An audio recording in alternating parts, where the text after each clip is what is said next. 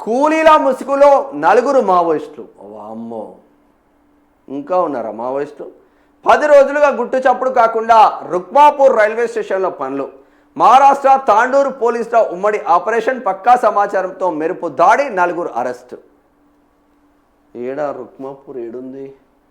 ఇంత ఇదుల్నా? వాళ్ళు వాస్తవంగా అట్లనే ఉంటారు, కూలీల ఆధ్వర్యంలోనే ఎక్కువగా ఉంటారు. ఇటు ఆసిఫాబాద్ సైడ్ ఎక్కువగా ఉంటారు, తాండూరులో ఉంటుంది. కూలీల ముసుగులో 4 మావోయిస్టులు. 10 రోజుల్లో గుట్టు చప్పుడు కాకుండా రుక్మాపూర్ రైల్వే స్టేషన్లో పనులు. మహారాష్ట్ర తాండూరు పోలీసుల ఉమ్మడి ఆపరేషన్. పక్కా సమాచారంతోనే మెరుపు దాడి, 4 అరెస్టు.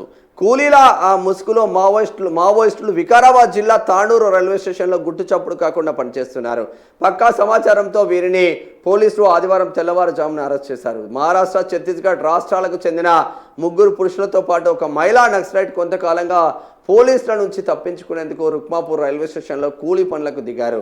10 రోజులుగా ఎవరికి అనుమానం రాకుండా పనులు చేసుకుంటూ తలదాచుకుంటున్నారు. విశ్వసనీయ సమాచారం మేరకు మహారాష్ట్ర గడ్చిరోలి జిల్లా పోలీసులు తాండూరు డీఎస్పీ నర్సింగ్ యాదయ్య ఆధ్వర్యంలో రుక్మాపూర్ రైల్వే హెడ్ క్వార్టర్స్లో మెరుపు దాడులు నిర్వహించారు.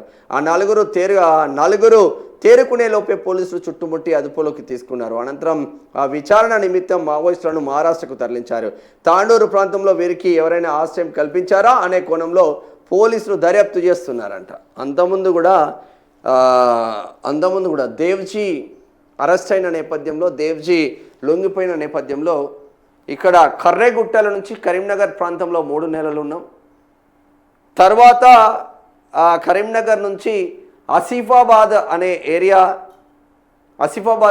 ఏరియాకు వెళ్ళడంతోనే అక్కడ కూలి పనులు చేసుకుంటూ జీవనం సాగించుకుంటూ అక్కడే మన ఆయుధాల సామాగ్రి మొత్తం బంకులో లోపల పెడదామన్న కాన్సెప్ట్ కొద్ది వెళ్ళిండ్రు. ఆడ మొత్తం మీద బెల్లంపల్లి మందమరి ప్రాంతంలో అక్కడ పోలీసులకు దొరికిన నేపథ్యం మాత్రం ఉంది. ఎందుకంటే ఇటువంటి కాన్సెప్ట్లో ఎక్కువగా ఉంటారు మావోయిస్టులు. మరి ఏ విధంగా సమాచారం అందిందో పోలీసులకు తెలియదు, కానీ 4 పొద్దున్నే లేపుకొని మహారాష్ట్రకు తీసుకువెళ్ళిన పరిస్థితి మాత్రం ఉన్నాయని చెప్పుకో.